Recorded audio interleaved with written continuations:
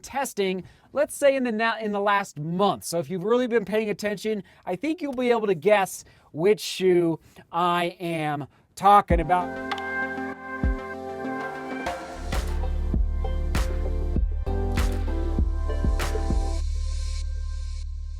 Here we go. Welcome back. Happy Monday. I'm filming this on a Sunday. I actually just wrapped up. If you were at yesterday's live stream, in fact, upper right hand corner, in case you didn't see it, we did a live stream breaking down and talking about answering all of your questions, all about carbon fiber plate marathon racing shoes of 2020. So it connected to the Matrix vlog from about 3 days ago. So upper right hand corner, we're just wrapping that up.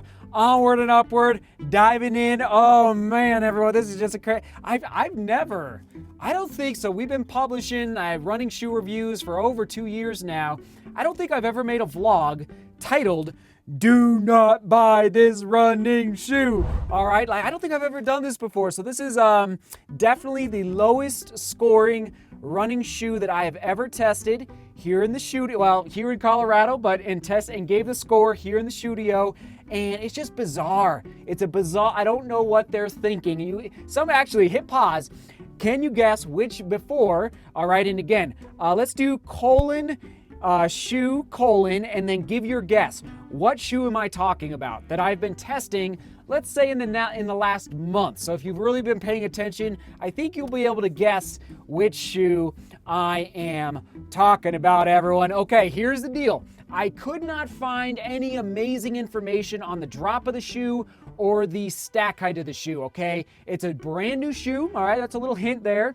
And it's just arriving on the marketplace. So there's some other people that own the shoe, but they're still testing it right now. And I don't have a laser. And the actual company website did not list the drop or the stack height. My guess is like 3224 for an 8mm stack height. That's kind of what it feels like underfoot. Okay, and then again, women's size 8, men's size 9, no clue. Okay, I couldn't find any information anywhere. But in my size, hold on, whoa, did you see it? Did you just see it there? Okay, let's pull out the scale here real quick. Okay, we got a little mess here in the studio. 1 second, I do need to take a sip of coffee. By the way, I hope you had a great weekend. Hold on. So here we go. In my size, putting it on the scale, 12.1 ounces, 12.1 or 344 grams, 344. What is going on, ladies and gentlemen? This is crazy. This is insanity. That is by far the heaviest running shoe. I will say, okay, it's a trail running shoe. Shall I just tell you? Here we go. Do not buy this shoe, okay, for running. All right, we'll get to that in a second. Do not buy this shoe for running. The Nike ACG GORE-TEX Mountain Fly. Don't buy this shoe for running. All right, let's put it on the shelf over here. Let's break it down real quick. Okay, here's the other one right here. So there's my score for the weight. 12.1 ounces, not good. Now it feels heavy underfoot. It is heavy underfoot. There's no way to get around it. And I'll tell you why it's so heavy here in 1 second. So first of all, it's got this GORE-TEX invisible fit. It's laminated onto the upper. So it's really like one piece of material. Like it's not like a traditional booty style that you might find in some other shoe companies. The GORE-TEX upper is like welded, is another way to think of it, right onto the upper of the shoe. All right, so here's a crazy thing. I really struggled with the lockdown in this shoe. Well, I'll just tell you right now. This system here is this pull cord system for the lacing. I've gotten used to it with Salomon running shoes, but Nike, I don't like the fact that the lacing system, this pull cord lacing system, is covered by this GORE-TEX membrane that wraps around the top of the shoe here. So you can't, for lacing up over the top of your foot especially, it's really nice to just be able to cinch down the laces just like you like it. You can't do it in this shoe because it's covered up, because the lacing system is the GORE-TEX upper is covering this lacing system. So that's issue number one with the lockdown. Did not like the lockdown. We'll get to the fit here in a second. Also, you can't do the runner's knot, okay? And we'll come back to that as well in a second, and it connects to the fit as well. So overall, the upper, here's the deal. It's not getting a great score overall. I will say that the GORE-TEX is really, really working, okay? I tested it I just stood in the creek, freezing water, and no water was coming in up until my ankle bone, okay? So right where the ankle bone is, that's where the water comes in. So anyway, there you go for the upper. Now we got a React midsole foam with a carbon fiber plate inside this 12.1 ounce shoe. There's a carbon fiber, let me repeat that. There's a carbon fiber plate inside a 12.1 ounce trail running shoe. Okay, let that sink in for a second, all right? I'll just let that marinate for a second. So I will say the ride was actually pretty enjoyable. There's the score on your screen for the ride. Overall score for the upper, decent, but nothing it's basically an average score for the overall ride energy return of that midsole. Fairly on the durometer scale, fairly soft underfoot feel, especially in the heel. Yeah, it's got some give to it, absolutely, okay? But don't forget, there's a carbon fiber plate inside this midsole. Onto that outsole, we got sticky rubber, okay, which with a classic Nike waffle pattern. I foresee getting actually decent grip. We're looking at about 3 to 4 millimeter lug depth. I think the grip's actually going to be pretty solid out there on the trails. Now, if it's really muddy, I could see that the mud starting to cake up a little bit. I did not get into really muddy conditions because it's winter time here in Colorado, but overall, I'm actually pretty pleased with the outsole.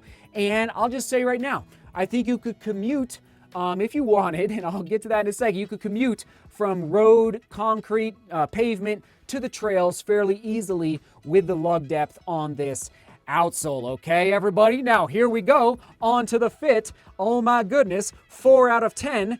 And maybe if you own this shoe, chime in the comments, send me an email. My heel was slipping out of this shoe a lot. And I went true to size for the fit. I should mention that, true to size. I don't know what's going on. And again, back to the runner's knot. You can't do the runner's knot with this type of lacing system. Even if it was a different lacing, even if the GORE-TEX upper was not there covering up the eyelet chain, you couldn't do it because you got this pull cord lacing system. So the fit was no dice. I was just my heel was popping out a lot, and I tried so hard. But you know, you can only pull this cord system so tight before you start cutting your circulation off in your ankles. So it didn't work for me, and I don't know if anybody else owns this shoe and could feel just your heel slipping. If so, let me know. Onto the comfort, pretty comfortable. The ride was comfortable. The upper actually feels pretty comfortable overall. Yeah, the overall comfort of the shoe is there, even inside the shoe, not bad, you know, but again, yeah, so overall comfort, pretty solid there. Okay, positives, this shoe will keep your feet very dry. Okay, that's my positive. My drawbacks is I don't even know where to begin. All right, let's just lay it out there. Why, Nike, would you put a carbon fiber plate inside a 12.1 ounce shoe? That's point number one. Why, Nike, would you put a waterproof membrane that is very, very, very, very waterproof on top of a shoe that has a carbon fiber? When you put why is there a carbon fiber plate in the shoe? I don't understand. Like, it just makes, because you're not going to be running fast in the shoe. It's 12.1 ounces in my size. In size 9, I think it's like over 13 ounces. So this is not a racing shoe. It makes no sense to put a carbon fiber plate in here just for the fun of it. And again, you know my theory, everybody.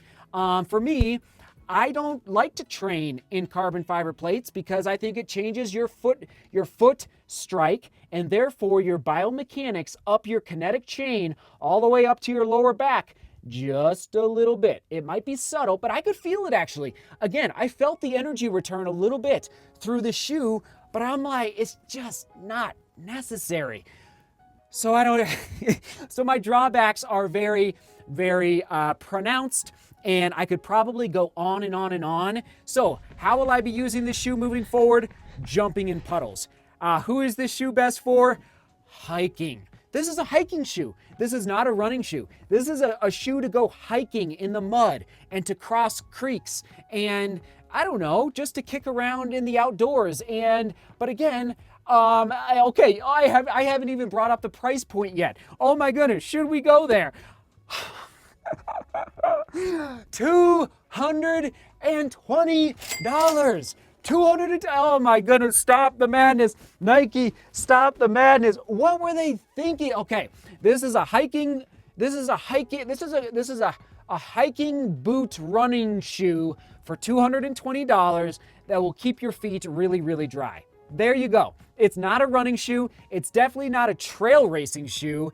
And again, it just makes, it's a go kick around. Let's go hike to the waterfalls, get our feet wet, and have a good time type of shoe for $220. All right, so there's my score. And again, if you love this shoe, if you love Nike, and like,